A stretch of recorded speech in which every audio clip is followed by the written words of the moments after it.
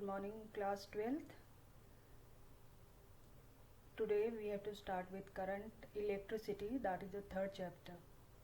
I mean, so far you have done the first two chapters, which were all dealing with the electrostats. Electrostats means charge at rest. And now in this chapter we will not keep charge at rest, rather we'll make the charge move under the influence of some external electric field. So when the charge is in motion, that gives to a new branch that we call as current electricity. So let us now start with current electricity. The various topics that we are going to study in this chapter start with electric current, definition of electric current. Of course we are going to redefine it, we'll modify the definition a bit. Then we'll study about the types of current, whether the current is uniform or non-uniform. Depending on that, we are going to define average value of the current and the instantaneous value of the current. We will do some examples also that will make the concept a little more clear. The first main topic in this chapter is drift velocity. That is the velocity with which electrons they drift across a piece of given conductor. We are going to understand drift velocity in detail, which is to be followed by current derivation in terms of drift velocity. So we are going to derive current. And then the Ohm's law, that was your second topic that you studied in your 10th standard. So we are going to study the classical statement as well as the modern statement. The modern statement is the one that you studied in your 10th standard, V is equal to IR. We are going to spend some time on the classical statement also and the derivation of the same. So let us start with the electric current. So the electric current definition, when we go back to our 10th class, you studied was I is equal to Q by T.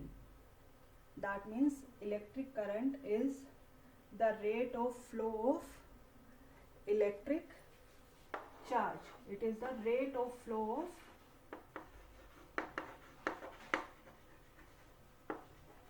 charge. And if you remember, which charge we used to talk of when we were to define the electric current. For example, if we are given a small circuit here, and this is a small piece of wire AB which is connected to a battery, and if it is connected to a battery, the current, we take the direction of current to be opposite to the direction of the electron. What is the direction of the electrons? The electrons, they move from the negative terminal of the battery to the positive terminal through external circuit. This is what we call the electronic current. But conventionally, this is not the direction that we take for the current. We take the direction of current opposite to the electronic current, and we call this current as the conventional current. So here I that we are defining here is the conventional current. So let us use the symbol small I for the current, because capital I at times we will use for the intensity also. And now we'll redefine this current. Earlier it was simply the rate of flow of charge, and now how we are going to study it. For example, this wire AB, let us enlarge this portion of the wire and see what is happening there. If I am enlarging this piece of wire AB here, AB, and say charge is entering this cross-sectional area. This charge is entering this cross-sectional area. So I define that, okay, current is the rate of flow of charge. What is the direction of flow of charge? The direction of flow of charge should be perpendicular to the cross-sectional area always. We are going to spend some time later on, but yes, this current is the flow of the charge in a direction perpendicular to the cross-sectional area. So we are going to define that in a direction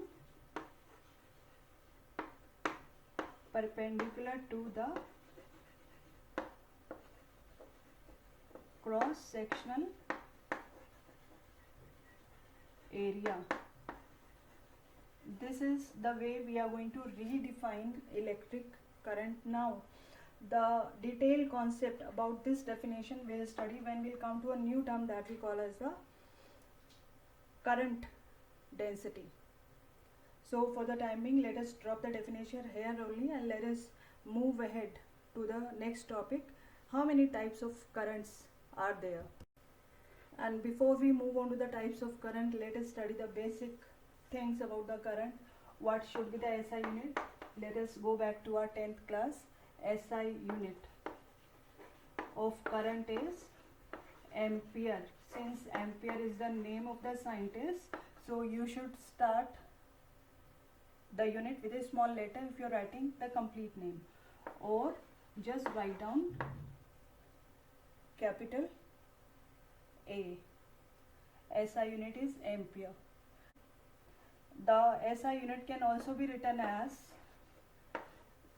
coulomb for charge and second for time. So it can be written as coulomb per second also. Is current a scalar quantity or a vector quantity?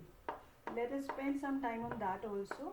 Is current a scalar or a vector? When do we say any particular quantity is a scalar quantity? For example, if a current of 1 ampere is flowing to a nodal point O and a current of 2 ampere 2 from the other direction is approaching the point O, and from here I have taken a third wire, say this is a third wire. So what is the total current that an ammeter that I am going to place here on the way? So the ammeter will show a current of course 3 ampere, which is the algebraic sum of 1 ampere and 2 ampere, the currents that are flowing through wire 1 and the wire 2. So isn't it that we are getting the scalar addition? We are doing the scalar addition to get the total current.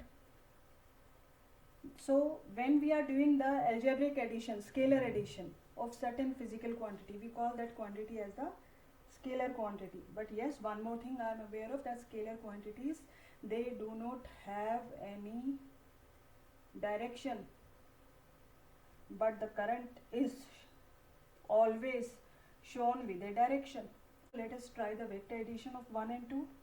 So when we perform the vector addition of 1 and 2, so I'll say that okay, I1 vector and I2 vector, these are the electric current in the wire 1 and the wire 2 along with their direction. So what it will be, under root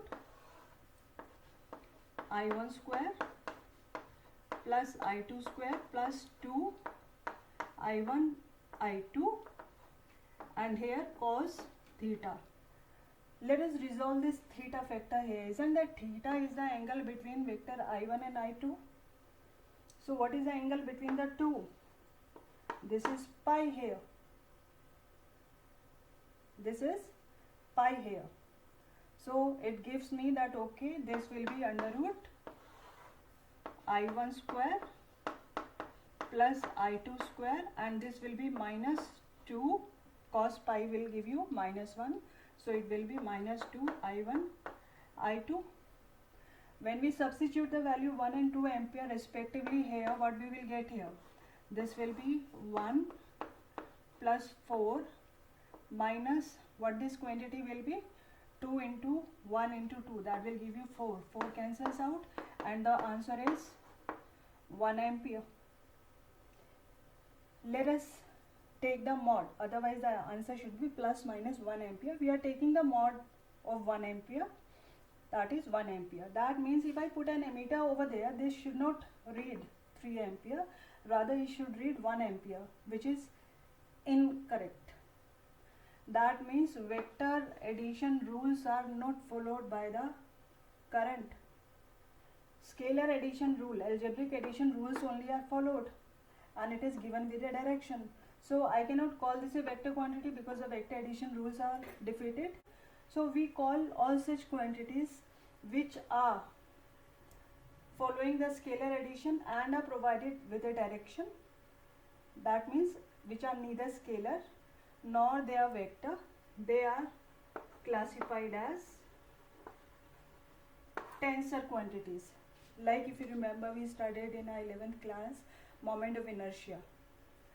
I told you that moment of inertia is a tensor, but because that is beyond the context of our syllabus, so we define moment of inertia as a scalar term. Same ways it is happening here. Since tensors are not beyond our syllabus, contents of our syllabus, so we are going to call that okay, current is a scalar quantity. So for the time being, so long as you people are studying it in 12th class, we will say that okay, it is a scalar quantity. Actually in reality it is a tensor, but in case tensor is not given as an option in the exam, so do write that okay, current is a scalar quantity. Current anyways can never be a vector quantity. It can never be a vector quantity. I think it is clear now. So let us now start with, once the current thing is clear to us, and of course the dimension you can find on your own. Dimension will be I is equal to Q by T. Since I is taken as the fundamental physical quantity, so the dimension will be A only. In detail, if you write this thing, it will be M0, S0, T0, A1. These are the dimensions for the electric current.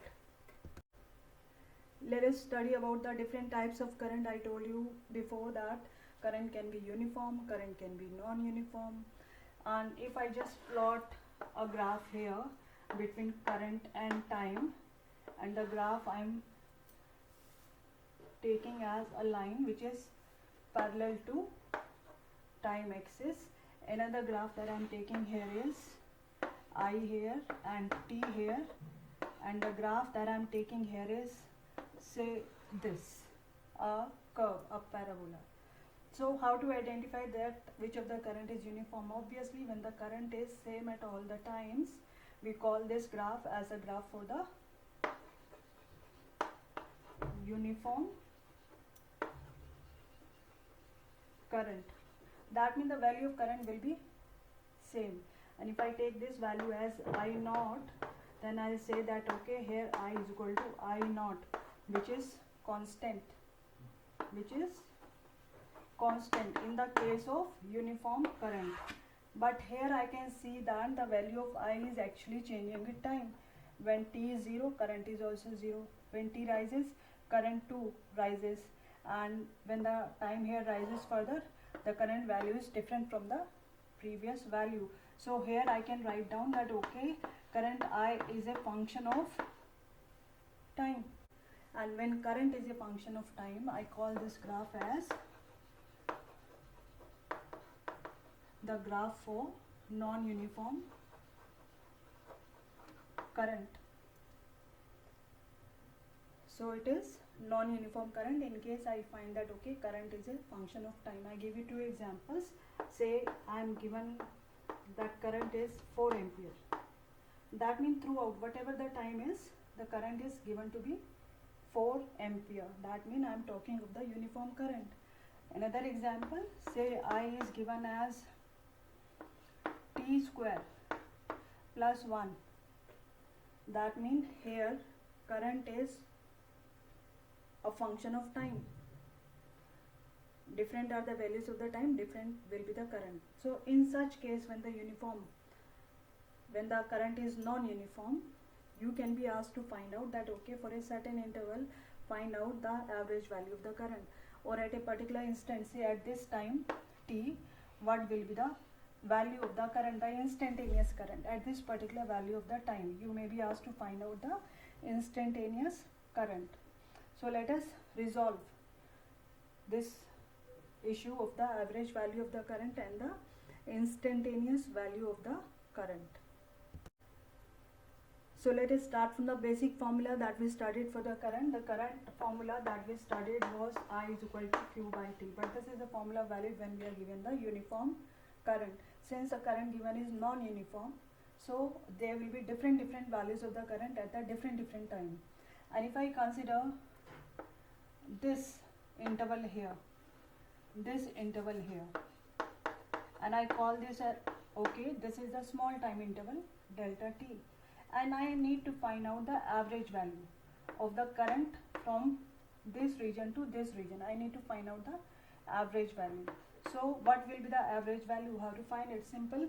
So I here, if I am going to define the average value, can be written as delta q over delta t. This is the average value. So if I am given the different time for which I have to find out the average value, I can find out the average value of the current. In case I am given a question that okay, find out the instantaneous value, that means at a specific time you have to find out the instantaneous value.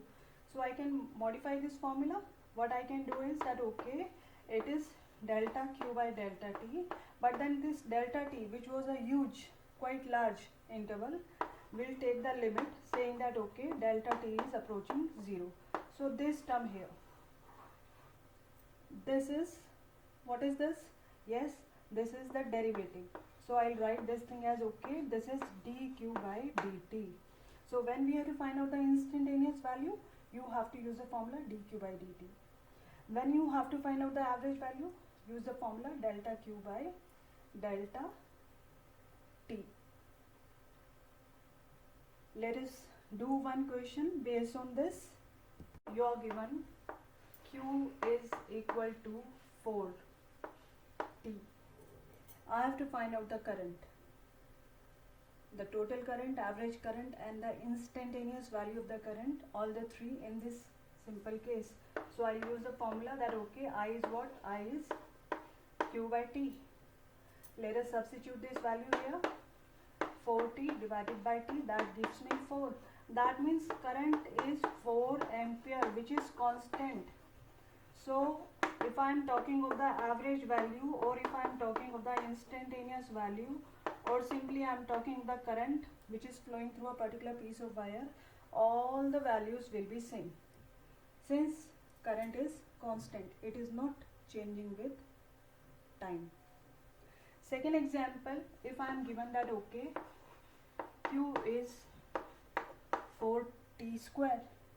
Now find out the current. If I am going to find out the current, then what is the value of the current here? Since current is q by t here, so if I divide this by t, I will get a factor t here. That means there is no question of finding out a finite current. That current will depend on the time. So what I will do here is, I will define average value of the current, which is delta q by delta t, and assuming that the average value is to be calculated from the time t is equal to 0 to 2 seconds. This is what my task is. So what I will do is, I'll find out charge at 2 seconds. So at 2 seconds, substitute the value here. So let me write here, charge at 2 seconds minus charge at 0 second divided by the difference of the time interval.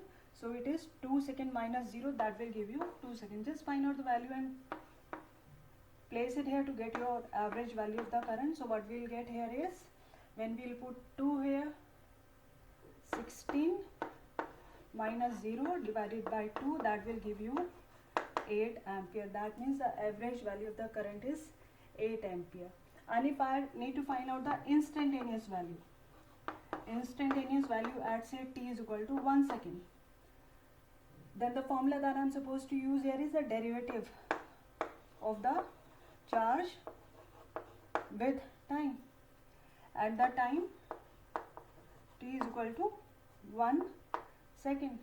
So when I differentiate it with respect to time, what will I get? It is 8t. Let us put the value 1. So it gives me, when I put t is equal to 1 second, the answer comes out to be 8 ampere.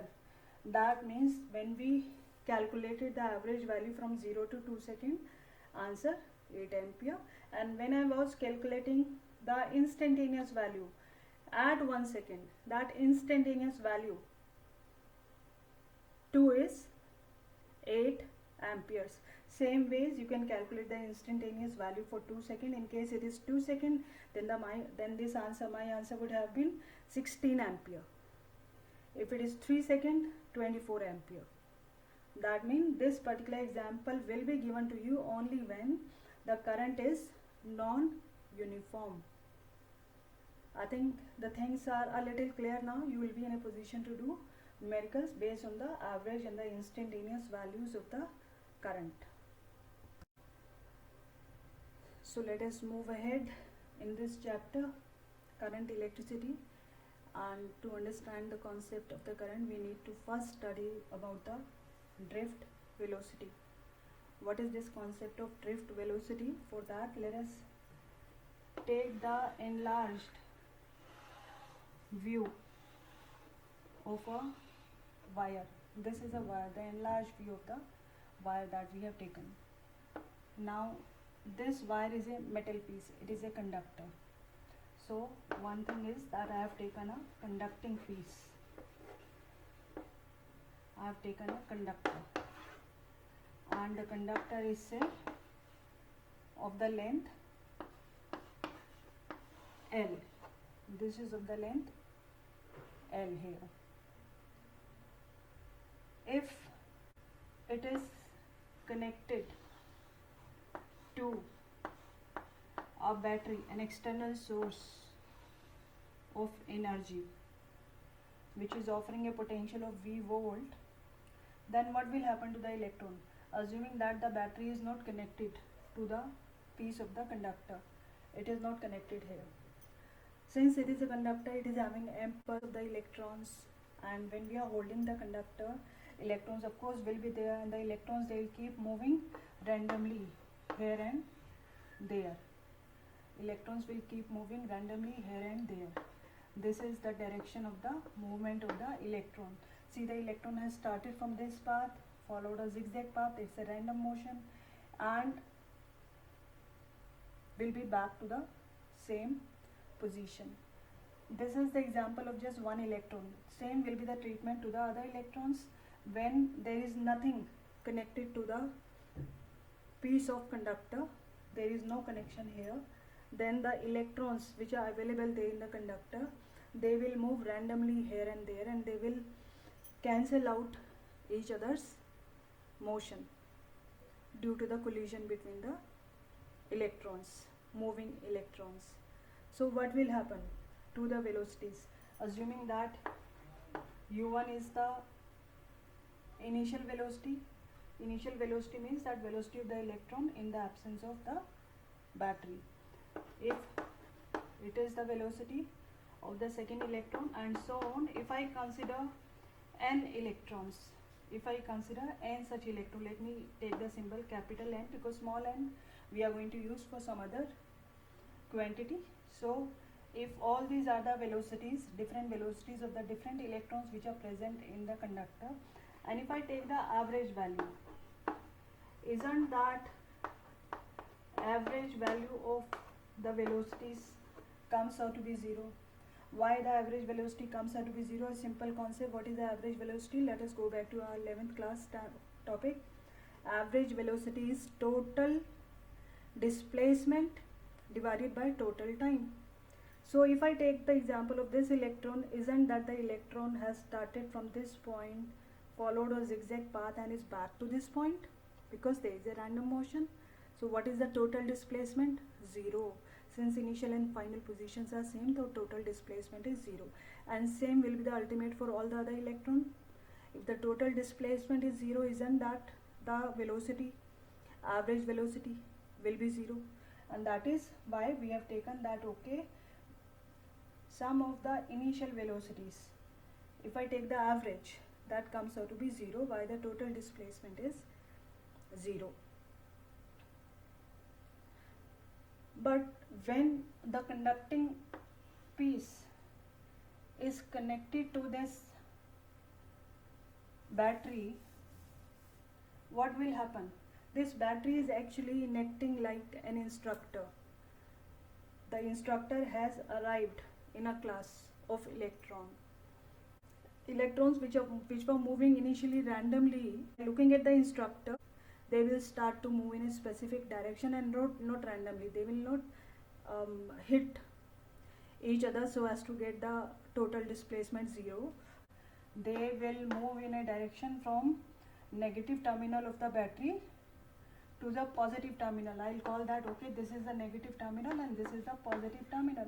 So the electron will be aligned in a specific direction. The instructor will say that, okay, you have to move in a specific direction, and which direction, which specific point you have to reach? You have to reach this point A. What will happen? Will the electron be accumulated at the point A? No. Since it is a connecting wire provided over there, which itself is a conductor, and what is required for the electrons to move? A conducting medium. So this piece of wire is actually providing a conducting medium for the electrons to move. So the electron will start from this terminal, come to the terminal A, then move through the conducting wire and will go to the positive terminal. So this is the direction in which the electrons will start to move. Conventional current should be opposite to this. Conventional current should be opposite to this. This is the conventional current from positive terminal to A and then inside the conductor, and from negative terminal to this negative terminal of the battery. So what role is this battery playing? This battery is playing the role of an instructor and is telling the electrons to follow a specific path. There will be net displacement. The electrons are moving from this terminal B to the terminal A, giving this net displacement L, taking certain time T. So the average velocity will not be 0.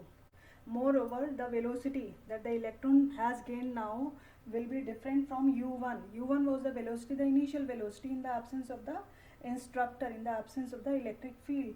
Now, when the cell or the battery is connected, the electron has gained a certain final velocity, and that velocity can be obtained using the equation of motion. So let us use the equation of motion here. Let us take the example of one electron. So V1 is equal to U1 plus acceleration which is gained in the presence of this battery. If the potential of the battery is V, it is creating a potential of V here across this piece of wire, and the potential is falling from this terminal A to the terminal B. It is the direction in which the potential is falling. Isn't that same should be the direction of the electric field? Remember, we studied that electric field has the direction same as that of the falling potential. So this is the direction of the falling potential. Here the potential is maximum, which is V, and then here the potential is minimum. Say, let us assume that it is 0.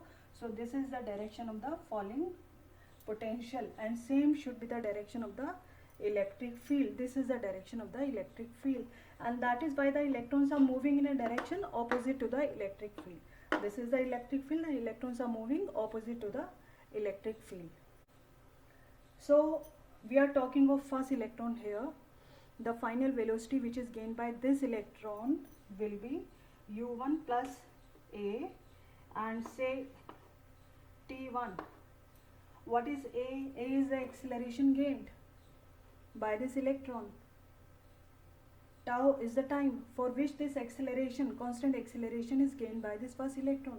This electron which was here, the electron number 1, will hit the second electron.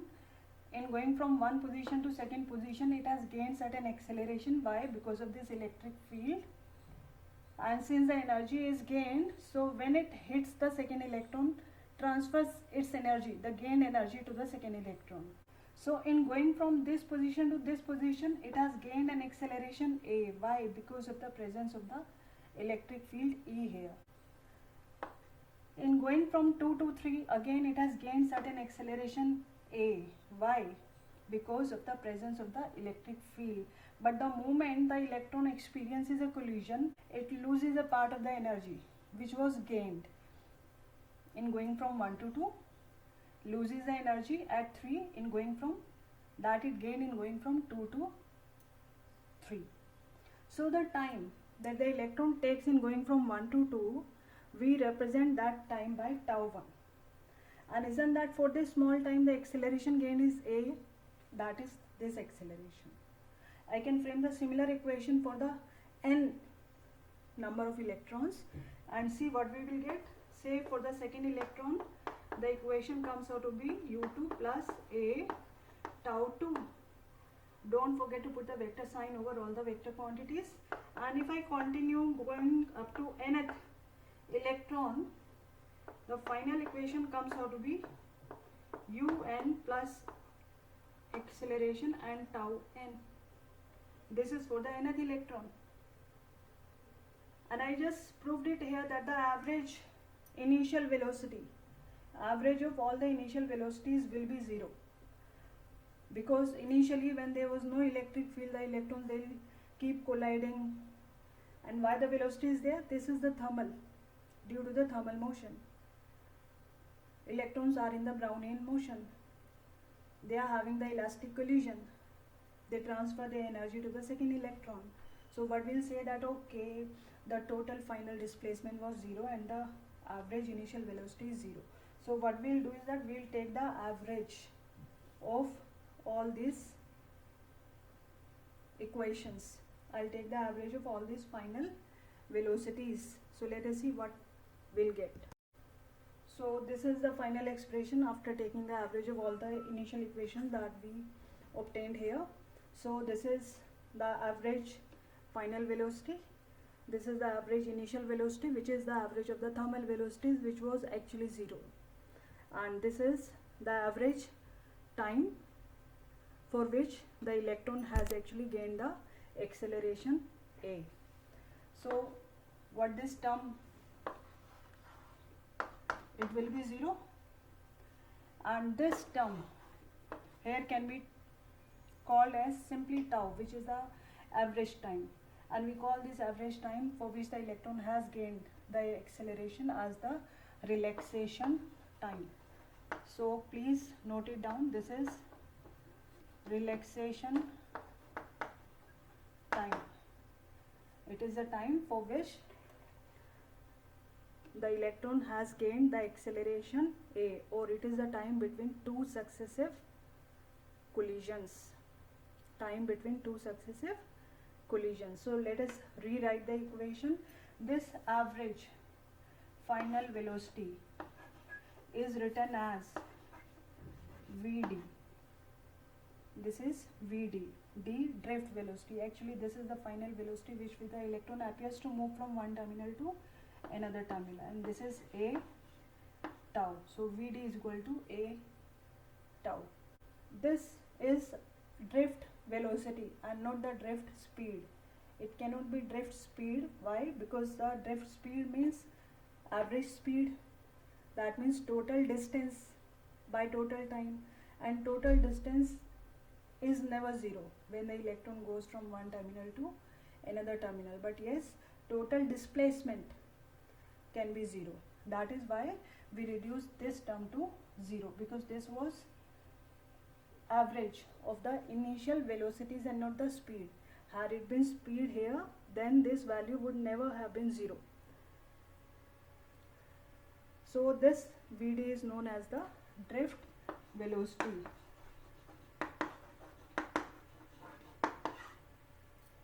In terms of the acceleration gained.